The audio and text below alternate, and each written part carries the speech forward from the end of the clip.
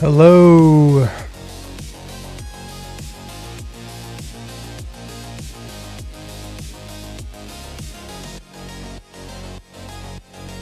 Welcome to the stream. Hey, what's up, Nim? I've missed you lately. How you doing? Welcome back. You did miss a couple, I think, but the one that you missed, I think you missed maybe one or two, but the one that one of them had really bad sound quality. I just did one with Jacobo the other day. I listened to the playback and my microphone was on the wrong setting, which is something that happens constantly because I need a new mic. Hey, what's up, BB? Yeah, you arrived just in time. All right. As you can tell, this is a Black Marrow stream. We're working on our pages. How's everybody doing? Guys, tell me what you're up to tonight. You got any plans for the weekend?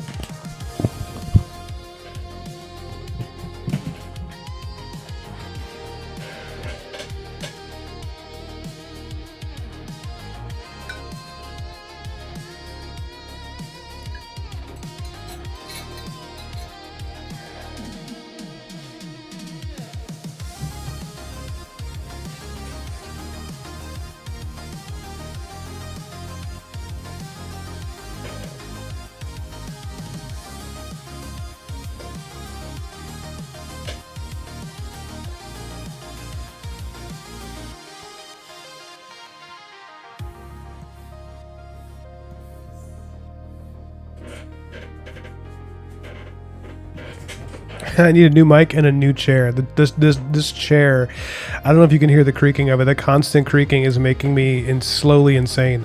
I even picked out a new chair. That's really nice, and I'm going to get it.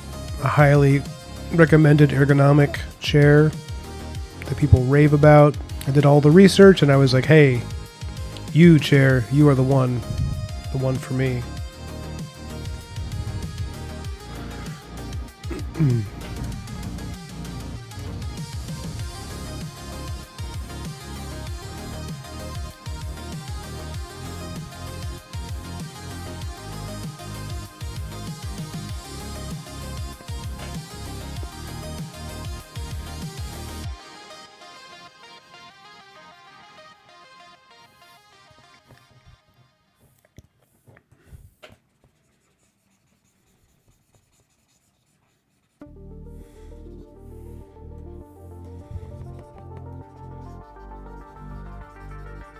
Oh, and some fun news for fans of the channel, regulars who catch the big draw with me and Dan. And so Dan Warren, myself, and Gigi did a Discord watch of Dracula, which some of you caught.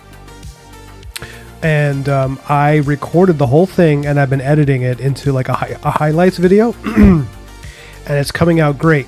I'm doing the whole editing. I learned how to edit videos this past year on DaVinci Resolve, and I've been editing it myself. And oh my goodness, is it fun to make little jokey memes and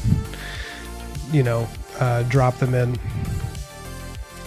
It's it's coming out awesome. I can't wait to share it with you guys. It's going to be like the first video of its kind on my channel, with some like kind of like a mix of like Red Letter Media, Mystery Science Theater, and like listening to a bunch of visual artists talk about art direction in a movie and how much we like certain costumes and stuff. But it's really, I've been enjoying it. It's like a whole different type of, whatever you want to call it, creativity, art making, because I'm getting to like use my my humor muscles, and just come up with stuff that's funny. Some of it is also that like, you guys, Dan and Gigi, I've had them on a lot, and like Gross Girl and Dan are both really funny people. So like they gave me a lot to work with. Like they gave me a lot of material that I could turn into and I've been editing, using my visual art background to create like funny memes and stuff based on the things that they're doing and saying, and it's really cool, man. I get why people love this so much, because it's like once you learn how to edit videos and you can just do funny stuff that you think are like good comic timing, and you get to exploit that a little bit. It's like, oh yeah, this is like a whole new. And it's funny too, because like I've had this art channel now for a little over a year. and I suspect this video is going to be the thing that makes the channel grow more so probably than my streams, because, you know, we all like art. I know we're all in that boat, but it's kind of niche, you know. It's a bit niche, and how did I draw this? Okay, I just gave him like spooky legs. Yeah, sorry. So it can be a bit niche, you know, to some people, but a bunch of people sitting around joking about a movie they like is probably going to be more in line with the way media works, you know, especially on YouTube. So, yeah, anyways, I'm excited to share with you guys. I've been editing it. It's taking a while because I'm editing basically a conversation over a 2.5 hour movie, or a 2 hour movie. So,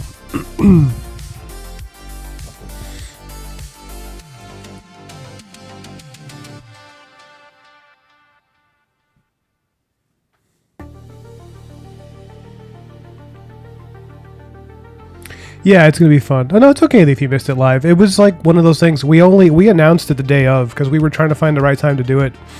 And you know, Dan's hard to schedule with because he's got a much tighter schedule than a lot of people, which is funny too because he's a bachelor. Like of me, him, and Gigi, he's the only one who's like currently. I believe he doesn't live with his girlfriend or anything. So, but you would think, but he's just got so many family obligations and stuff. But yeah, he was trying to let me know when he was available, and then we finally landed it. So I don't feel bad if you missed it because we're all really hard to schedule with. Like I've been, you know, Gigi has a, you know, Gross Girl has a bitch of a time trying to schedule with me. We were supposed to have a phone call, and I totally forgot about it until right now when I just mentioned her name. I realized we were going to talk this weekend. Gigi, if you're there, I'm sorry. Forgot I was supposed to call you.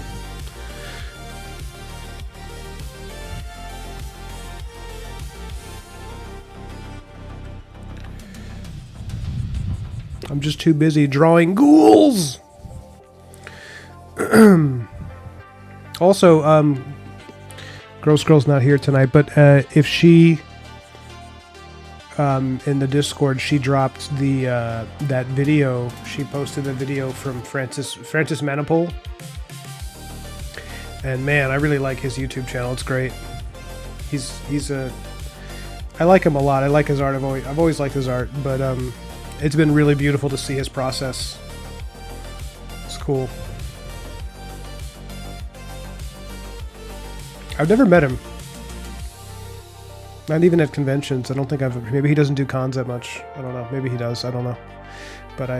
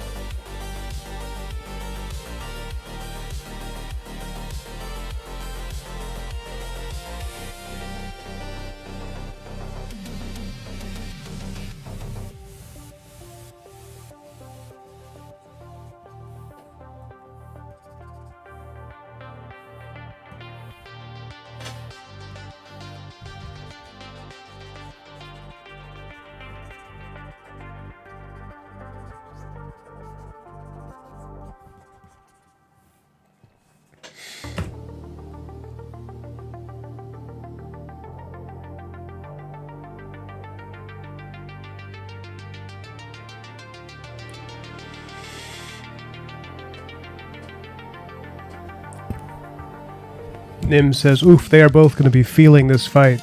Loving how this page is turning out so far. Yeah, it's a pretty... I want it to be this, like, really drag out, like, they're just knocking each other around. You can see this top panel that I'm going to have to maybe paint in the ceiling here of the train, like he's getting tossed up, and then while he's up there, he chops down, cutting the arm in half, and then he's like, reeling back in pain, and he fires, and it goes through his shoulder, kind of chest area. Then, while Canterbury is stumbling back from the gunshot, he like swipes with his axe and catches him across his tentacle face.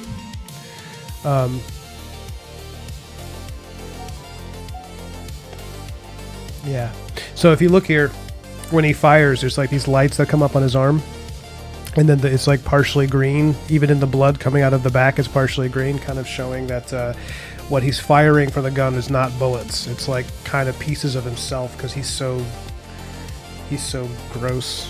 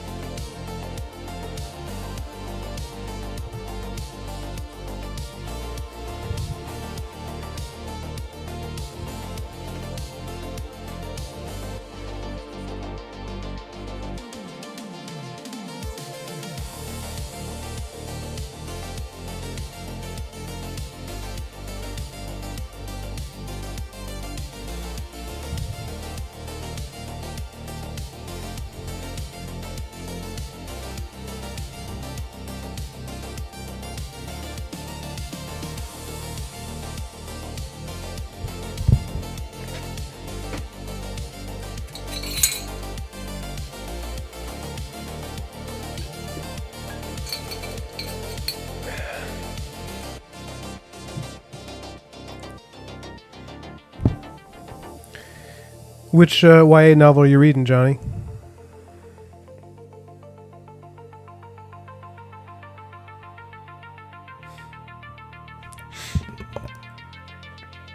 Yeah, it is disgusting, isn't it? It's like, I remember, I forgot who I was initially telling that idea to, and someone was like, well, that's gross. They were like, that's a gross thing. And I was like, yeah. Like, kind of weirdly proud of it. But yeah, it's the thing I keep trying to do with the Simonde brothers is that their existence is like, there's something hellish about their lives. It's like they're being, they're being punished. It's like it's like they're living out a kind of sentence as these horrible creatures who, and everything they do is just anguish. Like like Jesse Simonde, this one with the tentacle arm and the Cthulhu face, he's like physical torment.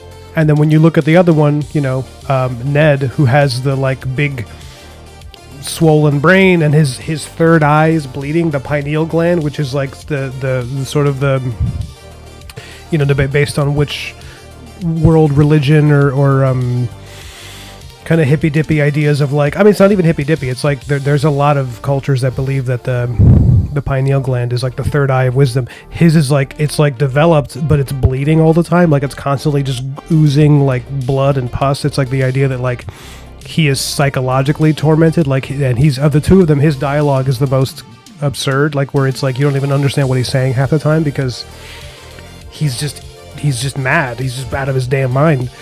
And there's this sense that like the only thing that he thinks will calm the raging insanity of his brain is to kill Black Marrow, because he's the one who sent him to that, to that place. Which of course isn't true. I think even if he did succeed in killing the Marshal, he would still be incurably dealing with this like horrible mental anguish.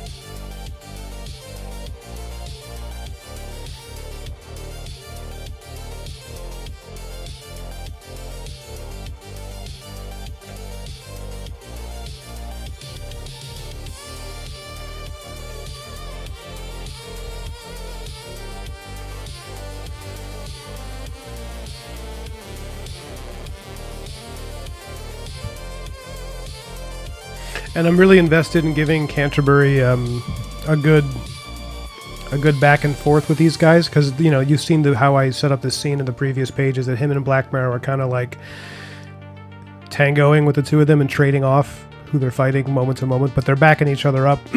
So it's like, because this is Canterbury's first outing, where he's being introduced to the audience, I need to show that he's like, it's kind of hard to juggle stuff like this, because you want to show that he's formidable and tough, and like why Black Marrow would rely on him as a occasional partner sometimes. And at the same time, you also need to like show that these guys, the Simonde brothers, are like these weird creatures that they haven't necessarily encountered before. So I wanted to show, like, Canterbury's holding his own, but then it's also like he's dealing with this weird thing that's like, what is this guy even? And it's hard to, you got to always like think about every panel. You're like, okay, how are both of these characters coming across, So like showing how powerful he is, that he can knock him up into the ceiling, but then showing the way that Canterbury recovers from it is like, you get this. It's also a chance to introduce Canterbury's particular power set and how he's different than Black Marrow. Black Marrow, it's like he's a seventh son with like kind of like Wolverine, where he's got not the healing factor, but like the feral powers, his sense of smell, hearing. He's like an agile wolf.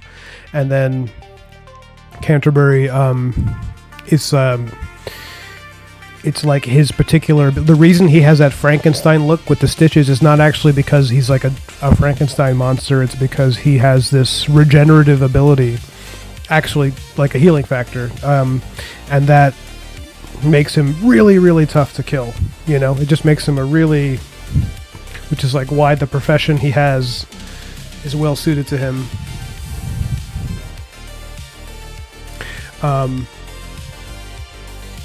Also, he's like 6'8" or whatever.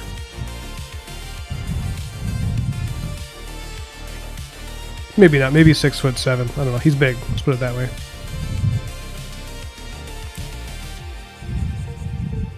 How big he is tends to vary depending on page to page. I just kind of like, sometimes I lean into him being huge, and sometimes I play it a little more subtle. I don't know. I gotta have a more consistent sense of scale at some point, but I think it's like, so long as the audience understands.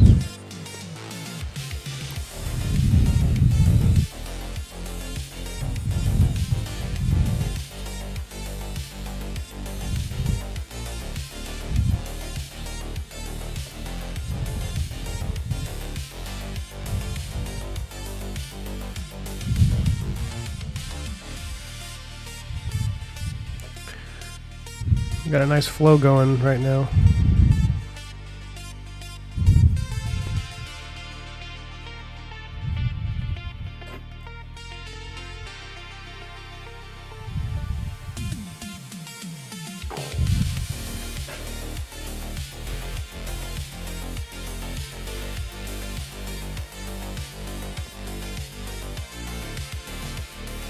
I'll check the chat in a minute.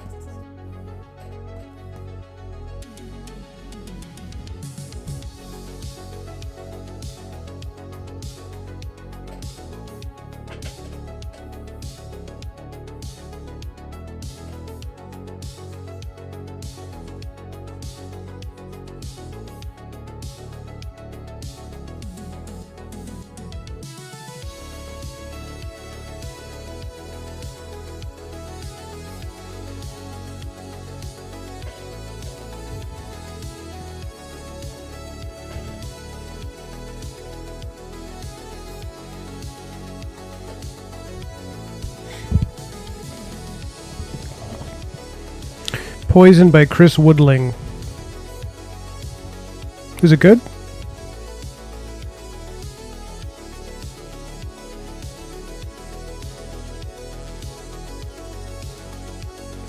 Yeah, Gigi, I remember her having... I don't remember what her suggestions were, but she's always pretty on point with... she's really... So Gigi is really... I think... I don't know where her career is going to take her. Like, life is funny, but I do think she has a good career ahead of her in, like, development. Maybe more so than comics even, because she's really good with concepts and story. Like, she understands that stuff better than a lot of people. So I actually... Like, I could see her being really good, like, as a head of an art department or something, because she understands, like, if you talk to her about what you're working on and she gets the tone, she knows how to pitch ideas that fit with what you're doing. Instead of, like, trying to change what you're doing, she'll be like, well, finding ways to help you develop based on... She meets you where you're at in your story, and she'll just do that without even trying that hard. Like, she's really good at it.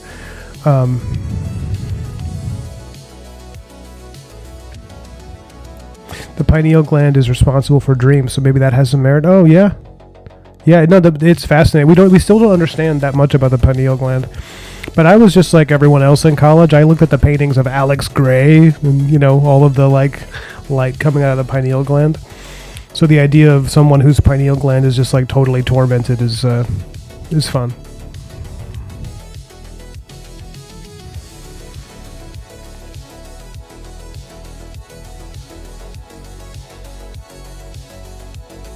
Yeah, I agree, Broken Blade. She is.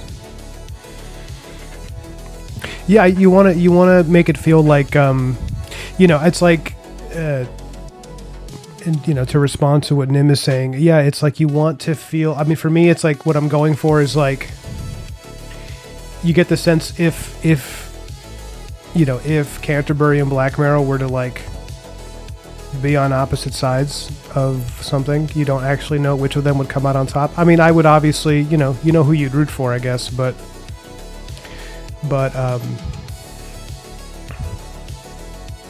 the thing is, whenever they fight, like, and you see that scene where they meet and they just start kicking the crap out of each other, neither one of them is really ever trying to kill the other one, but they do fight a lot. I kind of imagined, like, every time they meet up, they just start fighting because they just, but you always know that they're showing some restraint because they're not crazy, but they're kind of like brothers, where they, like, can't stand each other, but it's also like, who else have you got in your life, Yeah, I knew I wanted to introduce this character way back in book 1. Like, I was like, oh yeah, and then I started getting ideas of, like, if I ever wanted to do, like, a spin-off, a Canterbury book, and then I realized that I want to do a book down the road. So I have my plan, which is, like, I have scripts for the first 3 issues of Black Marrow. I have scripted out. And then I'm working on book 4. And then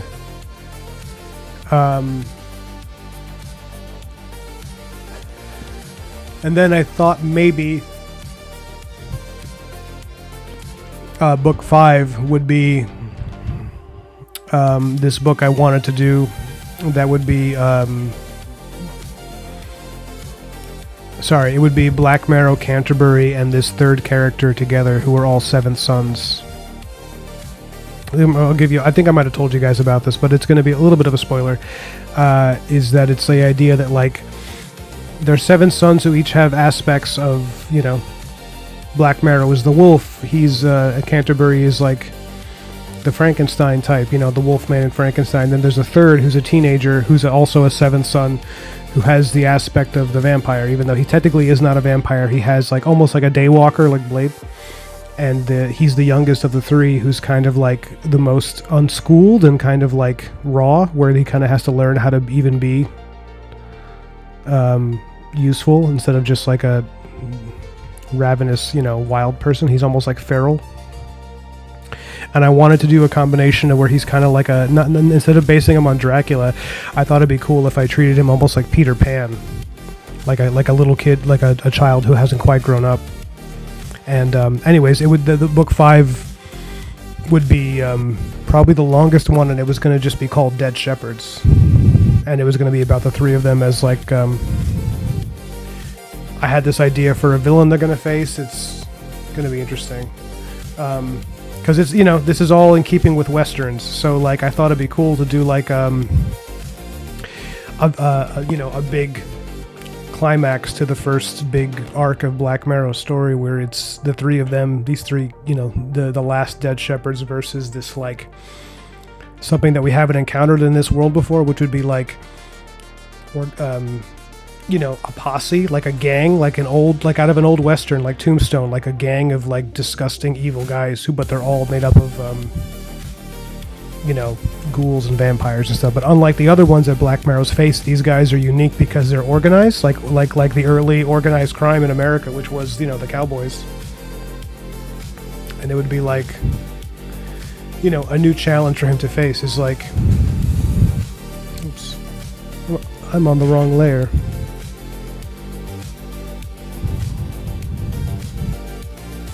Has anyone else seen that meme that's been going around of the most interesting man in the world, you know, where he's like, I don't always blah, but when I do, I blah. You know, he's always like leaning. I'm sorry I'm burping a lot. We had a lot of chili for dinner. Amazing beef chili my wife made. There was one they did of that meme where it's the most interesting man in the world at the bar, and he goes, I don't always draw, but when I do, it's on the wrong layer. And I thought that was hilarious. I sent that out to a few people.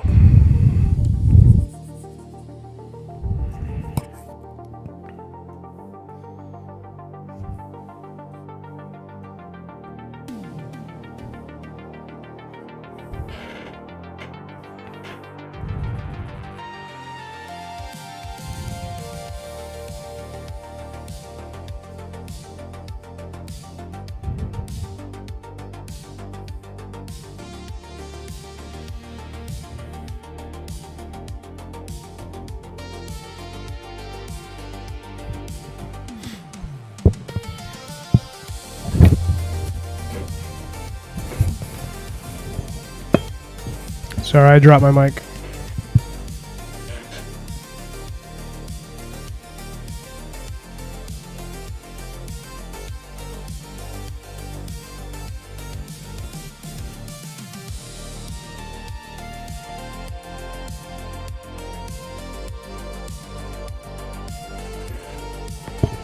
Johnny Pearson says, Ryan gave me advice on stream one time. The astounding profundity left me gobsmacked so as to leave me questioning the mortal world's material facades through a negotiable meditative trance. Apparently, I advised him so well that I inflicted Johnny with long-term word saladitis. Because that's what that was. You just know when Johnny says something like that, I want you to picture him as I always picture him, which is that he's standing in the middle of a field somewhere, just holding his phone, surrounded by like tall corn.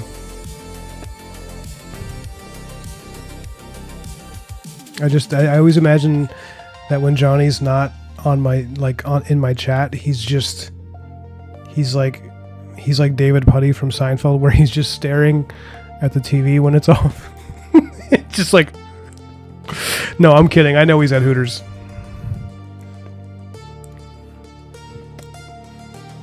How is work, Johnny, by the way? I joke, but I was like, didn't you leave Hooters? You're doing something else now, right? You're like a prison guard or, is it prison guard or lifeguard? Or are you a lifeguard at a prison pool?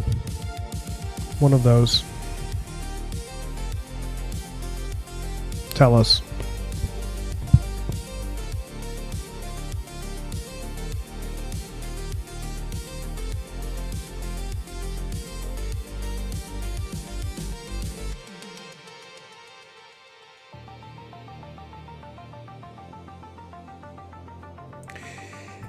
Oh, you see, Nim gets it. She says, Tree Dude in the courtyard of the first book shows that size isn't anything when Black Marrow has space to swing, and I am absolutely biased. I agree. I mean, if you look, almost every single enemy he fights in that first book is someone who's larger than him. The only times where he's not fighting brute enemies is that action sequence in the dance hall where he's fighting all those vampire ladies dancing around.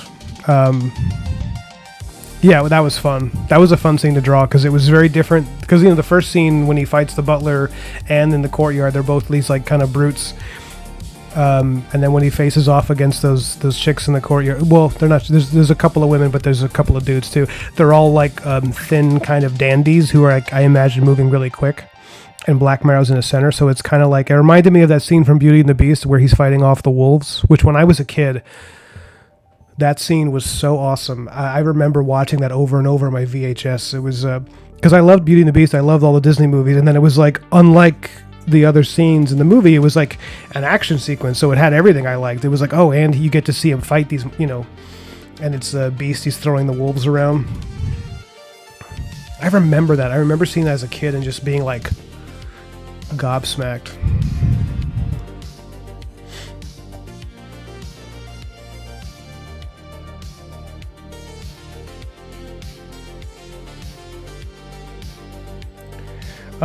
Love this idea, and that's definitely going to be interesting to see.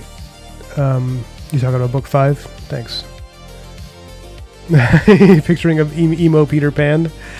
I think, well, some of the inspiration, so for the Peter Pan type character, I had, you'll find this interesting actually. So the movie The Lost Boys, which everybody knows, from the 80s, a classic, the original script for that movie was actually going to be, it was actually a kids movie, and it was going to be that they were much younger vampires who were like, they were called the Lost Boys because they were like kids, like little kids almost, and they were all like really old, ancient, and the characters of Michael and his brother were going to be like 14 and like 10 or something like that. It was going to be, or like 13. They were young, really young. And then when Joel Schumacher, when he got involved and it became his project, he's like, no, I don't want to do stuff about little kids. I want it to be about like sexy, older teenagers, like, and like, the beginning of sexuality and seduction and all that stuff. So it changed into this other thing where he aged up the characters a lot. And it essentially became a different story. It became like a PG-13, R-rated, I don't know, but like a violent movie. The original version was more like a kind of like a fun family film in a lot of ways, with a little bit of a spooky undertone, and it became this whole other thing, which is pretty cool that a project can change that much. And and now it's like one of the most popular movies of the decade, and one of my favorite movies of all time. I freaking love that movie. I didn't get to watch it in October, but I should watch it. We should do a screening of that actually. The next one that we're gonna do, we have a few. I think we're talking about maybe doing the Excalibur from like the 70s, which is like, yeah, it was great. Gigi was talking about Tombstone, which is like, you don't got to twist my arm to get me to watch Tombstone. That movie is just that's maybe my favorite movie of all time. Actually, I don't know. I have a lot. It's hard to say what's your favorite, but like I love that movie. And like Lord of the Rings, and then Robin Hood, Prince of Thieves, starring Kevin Costner and Morgan Freeman, is like, that's a movie where I just, one of my favorite things to do when my wife is out of town.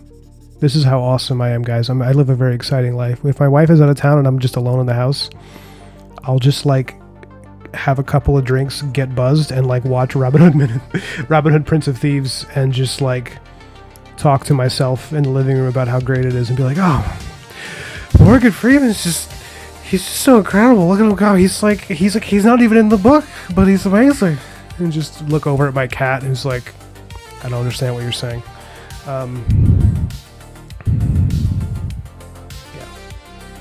Actually, I might have done something like that this weekend, because I thought she was going to be out of town for a birthday party in the city, but they canceled it because of the rain, because it was going to be some outdoor party. So I guess I won't get drunk and watch Robin Hood. And before anyone says anything, I don't drink very often. I'm not a drinker. I only do it when I'm alone on the weekend, which is rare.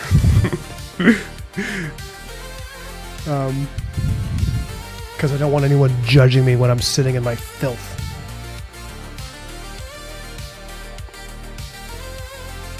I'm a little worried that the color palette here is not interesting enough, but I'm trying to stick to the colors I set up. I mean, this issue is very different than the colors for book one because it's like a lot of greens. Book one was a lot of reds and then like blues, a lot of cool filters and then really hot filters for different scenes. And then book two is like green and like there's a lot of green mist and stuff because I wanted you to feel like you were in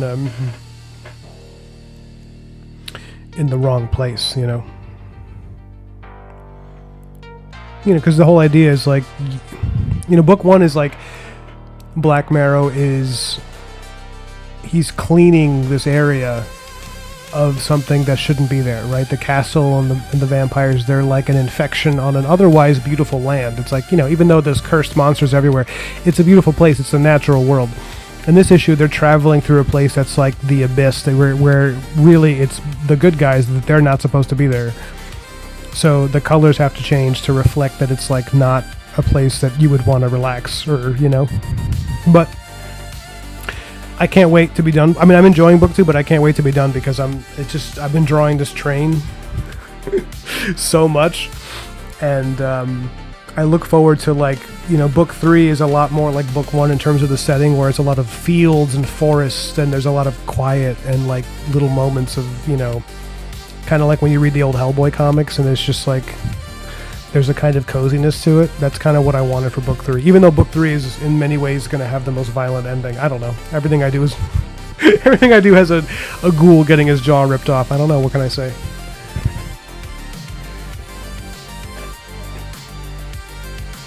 Ah, he works at Chili's and Lowe's now.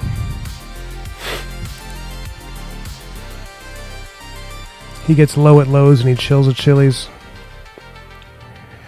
Larger body equals larger target to hit. Well, I can tell you, Broken Blade, as a former heavyweight boxer, you are very right.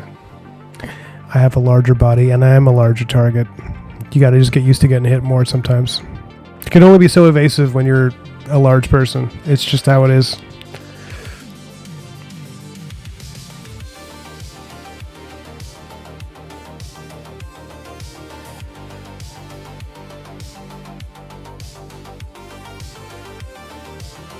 Oh yeah, so you were the same, Nim, when you saw that movie. You had the same feeling of like, because it's because I think, Nim, you seem like you're very similar to me, where you watch the Disney movies and you enjoy them for all the beauty that they are, and then every now and then when there's like a little bit of like action, you're like, oh shit, some violence, nice, like what's a good example? I'm trying to think of. We watched Aladdin recently, my wife and I, and we were like, "Man, this movie holds up. It's so good." Robin Williams is just one of the only celebrities where like I really wish I could have met him. Like I don't usually care. I'm not like I don't get starstruck. Like Mike Tyson was in town the other day, and it was like I saw him, and I didn't feel the need to go find him and get an autograph or anything. But like, if I had ever been in a place where Robin Williams had been there, like if I knew he was there, I would have wanted to really meet him. I think he's like the only celebrity that when I see him in a movie, you feel like you can see that man's soul. You're just like, and hearing him, how amazing he is as the genie in Aladdin, you're just like, my God. I really hope he's like, wherever he is now, he's okay, The fact that he unalived himself is like makes it even worse. It's like, because you know how bad it has to get for that to happen. Sorry, I don't mean to go to a dark place. It's just you have to be in a really bad place to want to do that, and that suffering is like, it's hard. It's hard to imagine somebody who brings so much joy to other people suffer that much. But that's how it is for a lot of funny people. They're like really sad. Well, God bless him. I hope he's at rest now and he's at a peaceful place.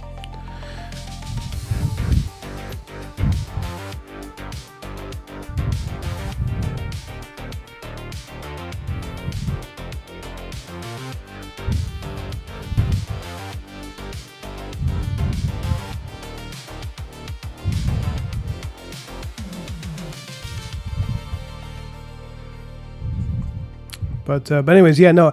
There's another Disney movie that I was thinking of where there's like a little more action in it, and as a kid, you're like, oh, Hercules. That was one.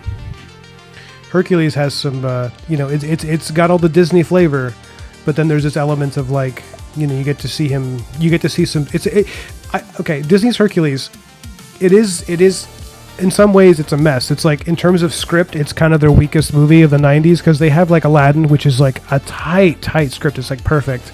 And then you have The Lion King, which is like a masterpiece. And you have Beauty and the Beast, another masterpiece. They're just like, just banger after banger. And Hercules is great. In terms of the animation, it's like among their best. The design is incredible. The fact that it looks like an American cartoon, but also looks like it could be a Greek sculpture, the way that everything is carved, the shapes, it's beautiful.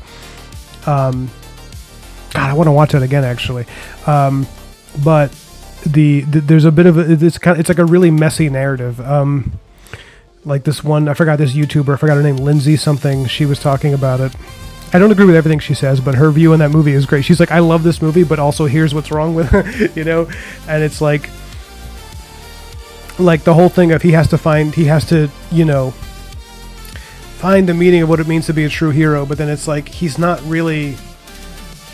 already kind of a good guy. Like, he's fine. Like, he doesn't really, it's like, he has a couple of moments where he seems a little off, but it's like he's not perfect, but he's so likable that the idea that he wouldn't understand what it means to be a true hero is like, what do you mean? He's like, it'd be one thing if he started the story as, it's because, you could do a version of Hercules where he's a jerk and then he learns to not be a jerk, kind of like the first Thor movie. But the approach they took was like, he's just like a really nice guy who needs to grow a little more wise, which is like fine. It's just like not the kind of stakes that they were setting up. Just things like that. I mean, that's like nitpicky stuff, but man, though, Danny DeVito as the satyr, who's also his like fight trainer. Like, I love that he's like a boxing corner man during the fights. It's such a funny idea. And I used to grow up. I used to watch the old Aladdin TV show and the Hercules cartoon that would be on in the afternoons. And I was telling my wife about this. I was like, there was a crossover episode, a series of crossover episodes where Aladdin and Hercules had to like team up to fight Jafar and Hades, because Jafar and Hades. And I just thought it was so awesome because you had like an ancient Greek hero and an ancient like Persian hero. Is he Persian? So from these two different cultures who were like fighting enemies from their respective mythologies, I was like, this is like, I'm gooning so hard for this. It's so awesome. Like, I was so into it. And when Hercules first, I remember this, even though I saw it like 25 years ago, but when Hercules first meets Aladdin, they're like fighting, and Aladdin, is using his cleverness and all his like magic carpet and everything to like try to fight Hercules, who's just like, this big, powerful Superman guy. It's great. It was super creative. It's bothering me that I didn't finish his hand. I know that it's... Oh, but then I'd have to draw the... Oh, you know what? I'm going to have it come into a silhouette. There's no point in fussing over things like this because this is going to be cut off by the page borders. I'm already in the bleed area, but I might as well just...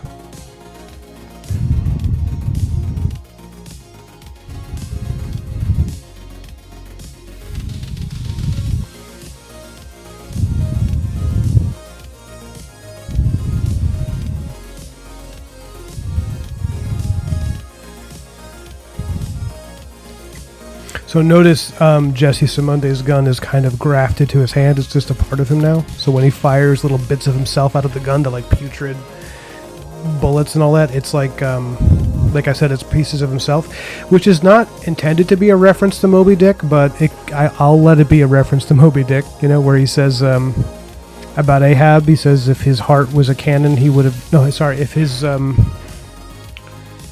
was it? Is it if his breast was a cannon, he would have shot his heart upon the whale. Something like that. It's like some incredible statement of his hatred. That's kind of how I see Simonde.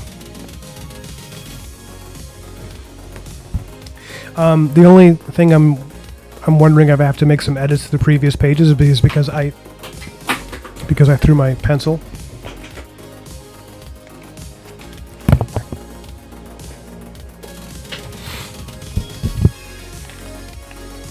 I may have to do some edits because I drew him as being very spindly, Jesse. Like he'd had very spindly arms, and he's getting gradually more muscular as I've been drawing him more because I like doing anatomy, and I think it works better if he's more like kind of like, you know, like look at how muscular he looks here.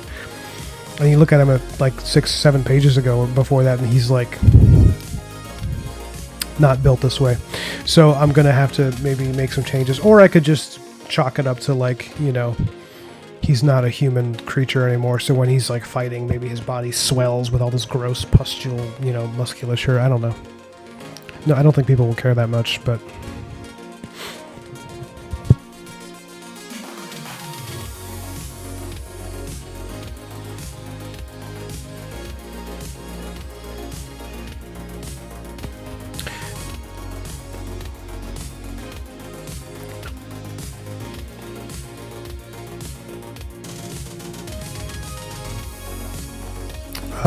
Broken Blade says, love Excalibur as well. You have great taste. Oh, thank you, sir. Yeah, it's Excalibur is like Dan. That is a movie where Dan and I are both like absolutely obsessed with it. Like I remember, I don't know if you guys caught the first time he and I talked. I think it was like on his channel, and we just start talking about Borman's Excalibur, and we just start going on. We talked for like 2.5 hours that first day. We were both just like, yeah, we were like, you know, that movie. If anyone in the chat hasn't seen that movie, it is a treat. It's great. It's wonderful. It has a kind of it's got so many of the best elements of the 80s. The best elements of like, and it's like really true to the legend, and it where it strays from the legend in small ways or ways in which it improves upon it, like, and it actually makes it more sensible and yeah, no, it's a tremendous movie. It's so good.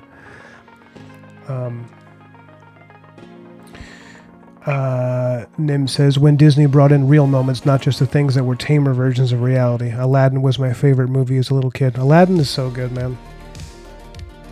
It's got some of the best songs, honestly. Like the musicals. I mean, they're all great. Lion King might still be my personal favorite. But I had a soft spot for Hercules because it was like a Disney movie, but it's also a superhero film, which is like I thought was so cool. The Disney. If you look at the structure of Hercules, it's basically the way that they did it. It's Superman. They're doing the story of Superman, which, you know, Superman's already kind of Hercules rendition, but.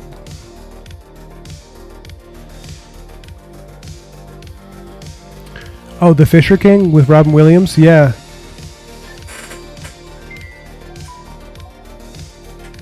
Dude, I'm getting scam calls at like 8 o'clock at night. Scam calls at this hour? Like, leave me alone. Leave me be, you monsters.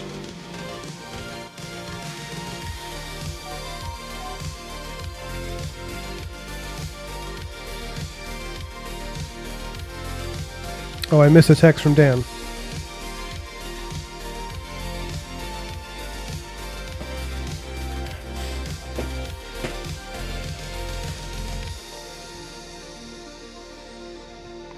Fantasy reality versus a bit of gritty reality when it comes to Disney. The Wolves were more of the gritty reality, and yeah, you do have to be in a bad place to go through with that. Yeah. Or you talking about Robin Williams, yeah.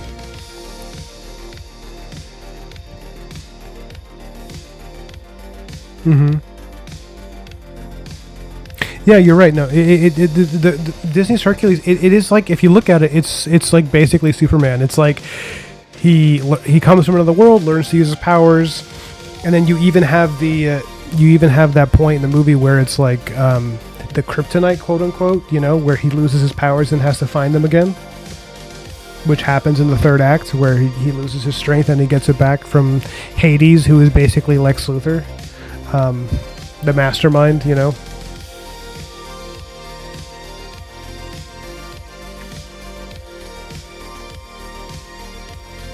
Yeah, I think, well, one of the things that the Hercules movie, you're right, some things that they got wrong. I mean, some parts of it sucked.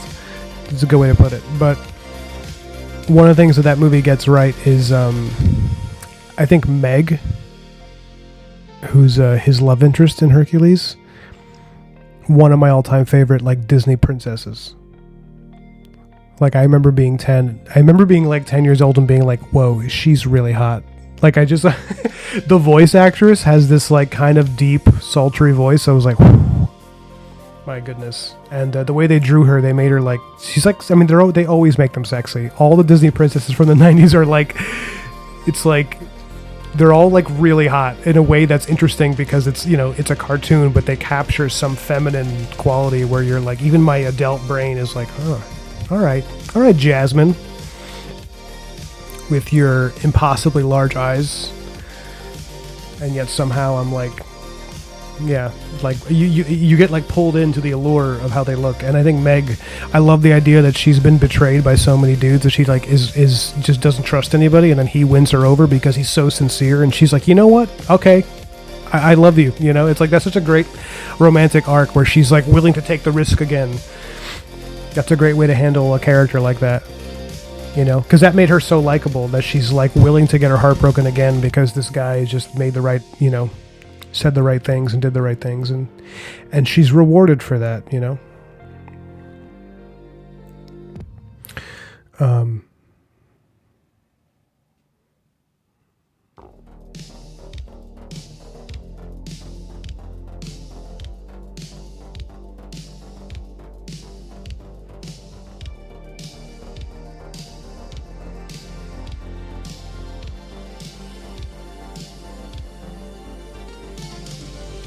Yeah, you're right. What you're saying about Jesse's like his changing, because it's like, you know, the other one, Ned with the floating big head, and he obviously is like deeply cerebral. So like a lot of the stuff he's gonna do in the coming scenes is gonna be like weird Lovecraft magic, like reality bending stuff.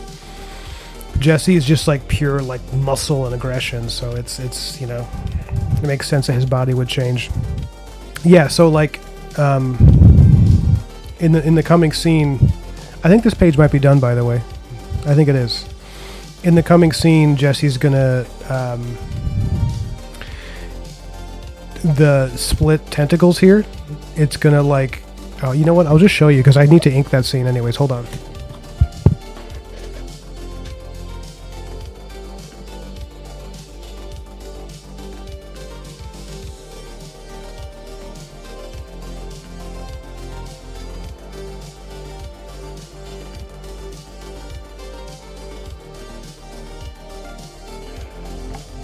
It may take a minute, but yeah, Jesse, it's like he's gonna have this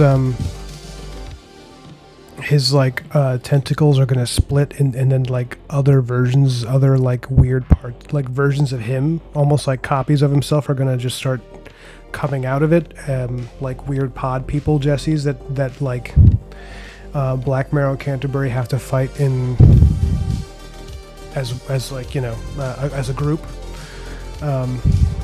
And it's like made of his guts, essentially.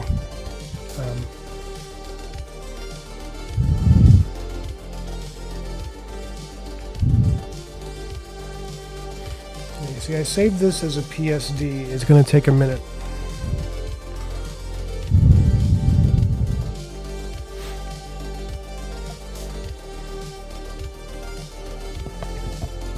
We'll check the chat. In the meantime...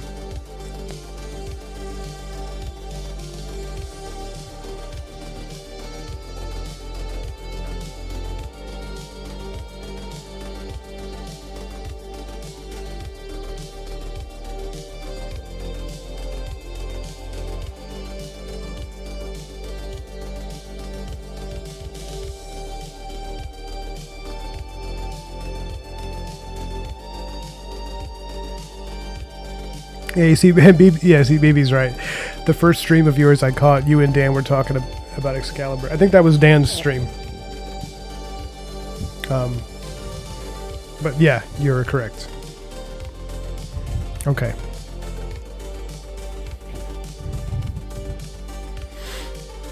So, this is... I don't know if you can tell from this very loose sketch, but Jesse's like opening up his tentacles and all these other like guys are coming out. You know, just normal Tuesday stuff.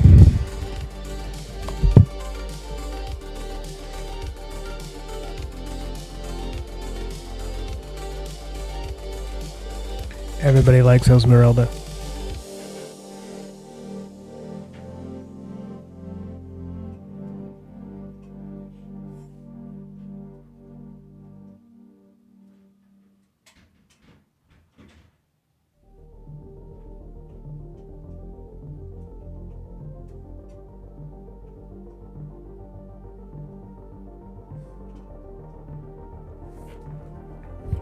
Thanks, Johnny, for showing people the Discord.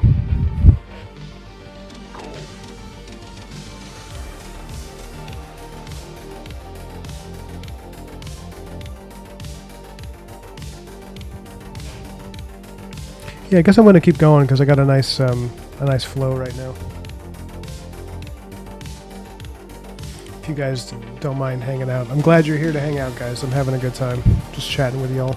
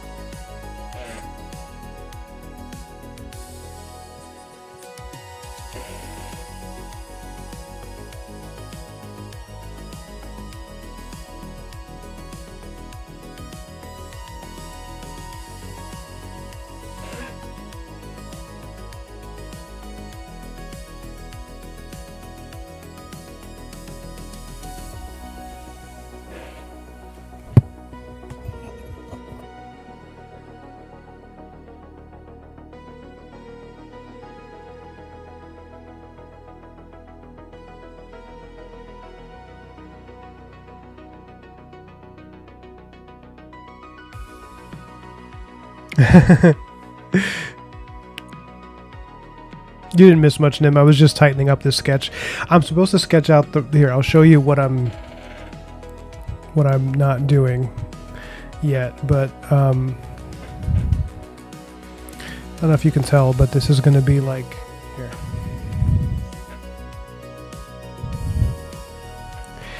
It's Black Marrow jumping in to help Canterbury, and he swings the scythe, and then like one of Jesse's like weird pod growth things is another the idea that he can duplicate himself. That version of him comes out from the back and like catches the scythe by the handle, and it's like the first time anybody's ever caught Black Marrow's scythe, like because he moves pretty quick with it, and it's like, oh shit, you know. And then in the panel afterwards, Black Marrow, being as resourceful as he is, he just drops. He like lets go of the scythe. He's like, okay, and he drops. And as he's dropping, he pulls both of his guns out of their holsters. And then the next page is going to be him firing both, you know, into the pod people, Jesse.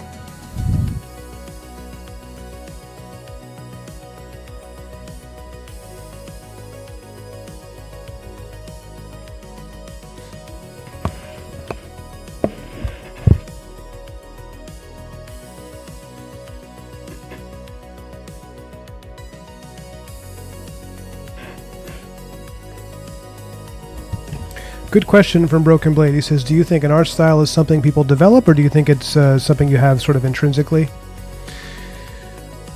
It's both. I mean, I know it's such a lazy answer to say it's both, but it is both. The style I have, it was not my initial way of drawing, I think. But I developed it from looking at artists that I thought were brilliant and wanted to be like them. And then I started trying to figure out what they were doing. And over time, their style became mine, you know, or rather some version of their style incorporated into mine. But you can, if you want to like change your style, you can just do it and just try, you know. And that's what's great. It's not fixed. There is a natural hand that everybody has that's different. And that's what's great, you know, and like whatever your style is, it's the thing that you are most comfortable drawing and like the way you're most comfortable working. That's your style.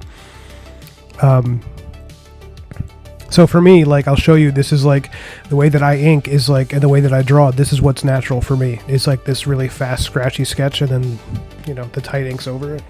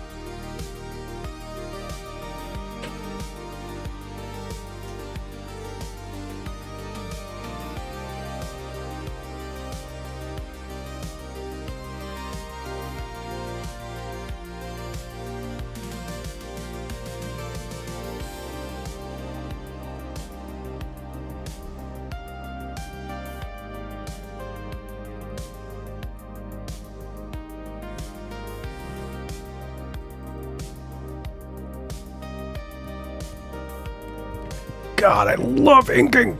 I love inking so much. It's so satisfying to put lines down and form shape. I freaking love inking, you guys. It drives me crazy. I get so amped about it.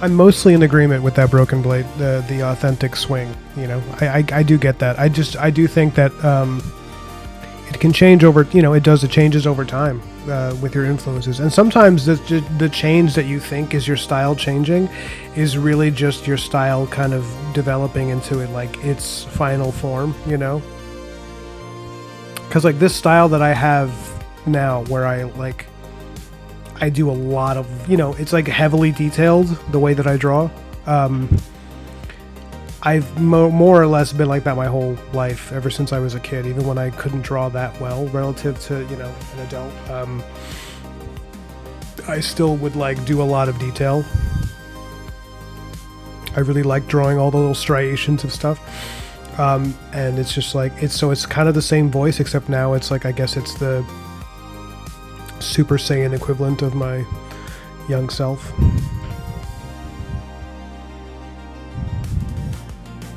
But I agree. I mean, everybody has a unique voice, and the way you draw is the way you draw. But if you want to experiment with different styles, you should, because here's a more comprehensive answer that I think supports a lot of what's being said there.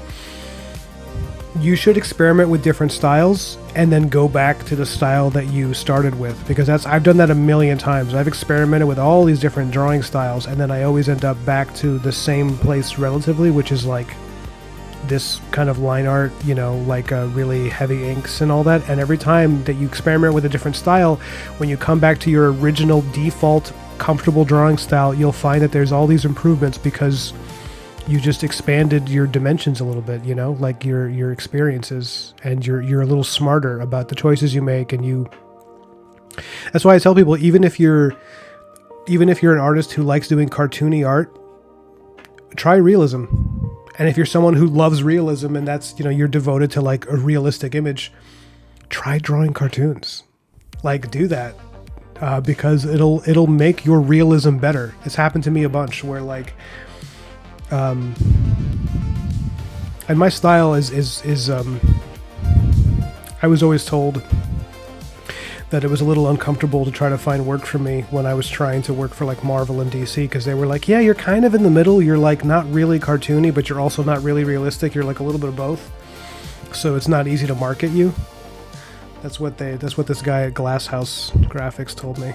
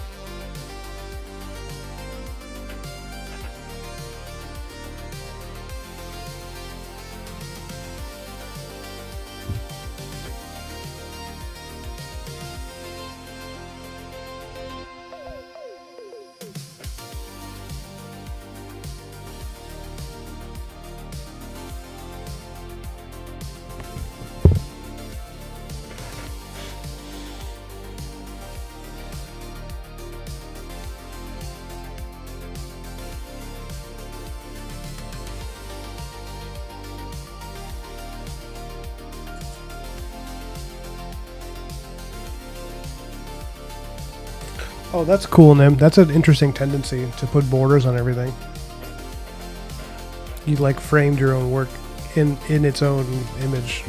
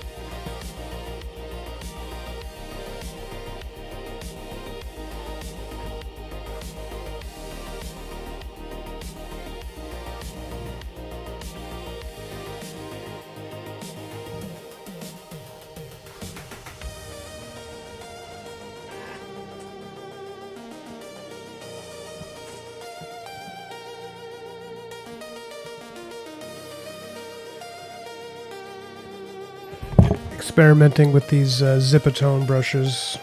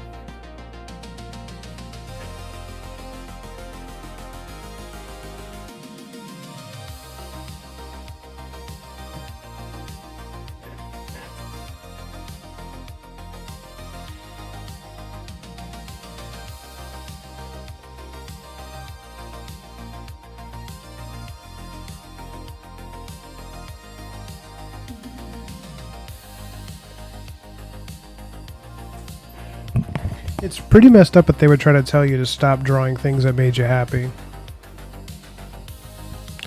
That's really stupid.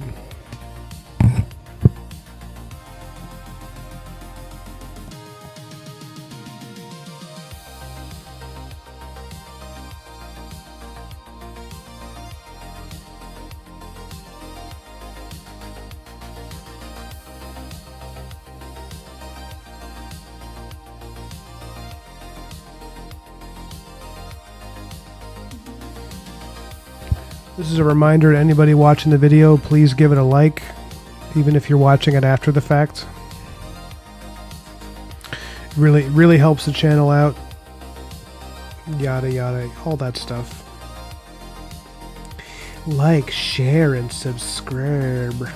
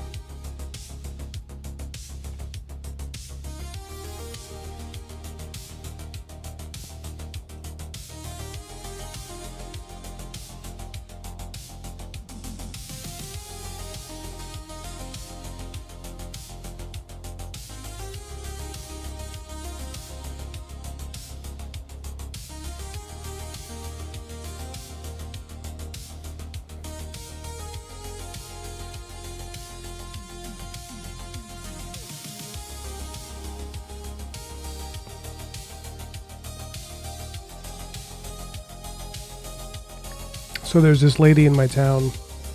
I mentioned it in my last stream. Who, when I see her, I think she's either homeless or she's like in a, in a position to need help. And whenever I see her, I try to make time to like get her some food. And the reason I bring this up is because I brought her up in the last stream when Jacobo was asking about, ways to get his life together, and I was like, well, you should just start thinking about other people you can help, and that's actually going to make you way happier than trying to fix yourself. And and the reason I bring it up now is because I saw her today, and she really likes chicken tenders. That's what she likes, is like if you go to this deli nearby, you get chicken tenders. And today I went there, but they were out at the Walmart. They were out of the chicken. And so I got her like a pre-made sandwich just to make sure she ate something. I was telling my wife when I handed her the sandwich, I could see in her eyes that this is like not what she wanted. She was like, all right, thank you, I guess, like it was that kind of, I mean, it's fine. She was very grateful, she was very sweet, but I could tell it was like, it was not her preferred food. So I drove home after that being like, annoyed at myself that I didn't try to think about where I could get her chicken tenders, because that's what she likes. I was just driving home being like, damn it. And then I thought to myself, I had a thought of like, she's not going to let me get her food anymore because I messed this up.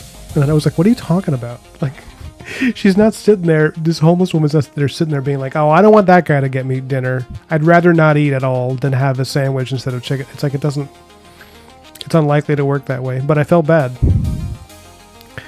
I really wanted to make this woman happy. It's just, I don't know, something about it. There's something funny about it. It's like,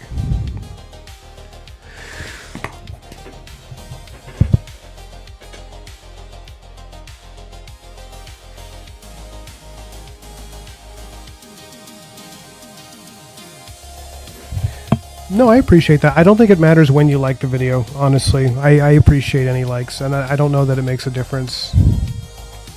If it does, that's like really not fair.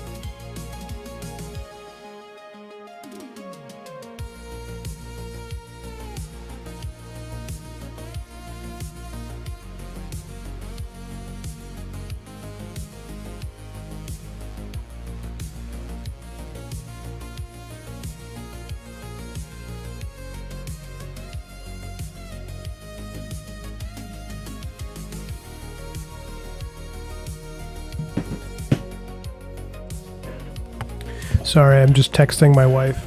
She's in the bathtub. And I'm trying to... I texted her, it was like, if I were to stop now, would you want to watch a movie with me? And she's like, maybe, but I'm in the middle of a bath, so... It's like, okay.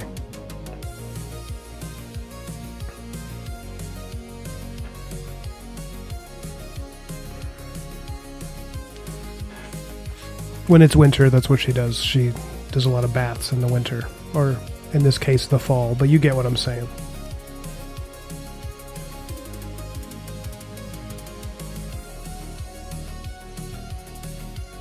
So, I'll keep working on this page. I also got to finish this guy. But for those of you who missed my last couple of streams, this is where this painting is at. Huh? Here, I'll show you around. So the front is almost totally done. The only thing that needs to be done, really both on the front and the back, is the train that's going to go through the whole cover, the whole wraparound cover. And Mr. Hawthorne, the train guy, is going to be here and small. But the monsters are finished and the central characters. I also do think I want to redraw her face. I don't like how her face came out. I think it can be better. But I'm really happy with the rest of the painting. I mean, look at these guys. Look at them. Looks like an old school movie poster. This was a lot of painting.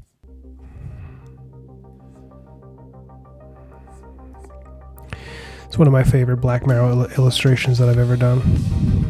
Is this version of him standing here with the scythe.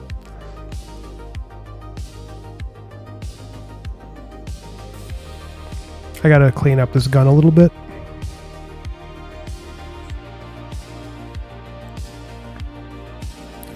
And then the Simonde brothers on the back cover. Again, painted a lot of painting. And then when you're done, you paint some more. A lot of textures thrown in. This was just like, yeah, just manually painting in gouache and acrylic and oil digital paints. But like they have certain textures that you can use. There's his pussy pineal gland right there. Delicious. His mouth, his teeth, a vortex of overlapping fangs, not unlike the anus of a starfish is his mouth.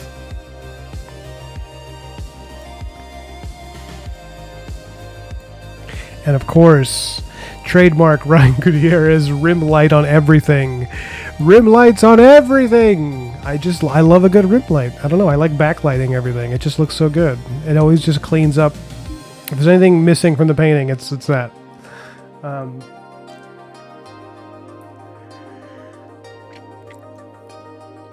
So, there, I'll get rid of this background so you can see the train. You see the undersketch, the train's going to go here.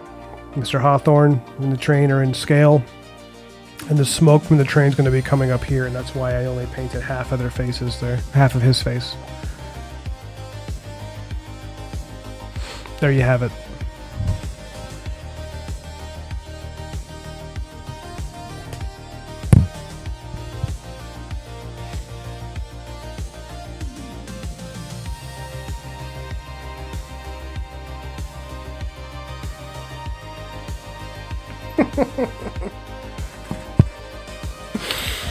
Listen, you know, sometimes you gotta just reference starfish anus to get people to understand what you're going for.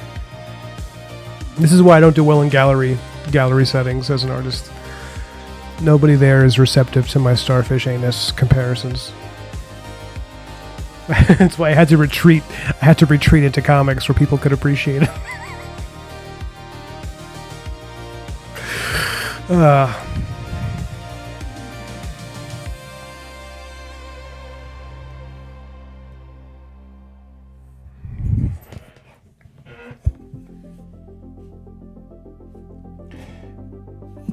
Broken Blade says, I have no idea what a starfish anus looks like. Yes, you do.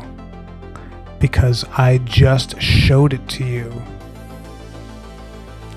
Through the magic of illustration, you now have some idea of what it looks like. Not quite as many fangs, but you get what I'm saying.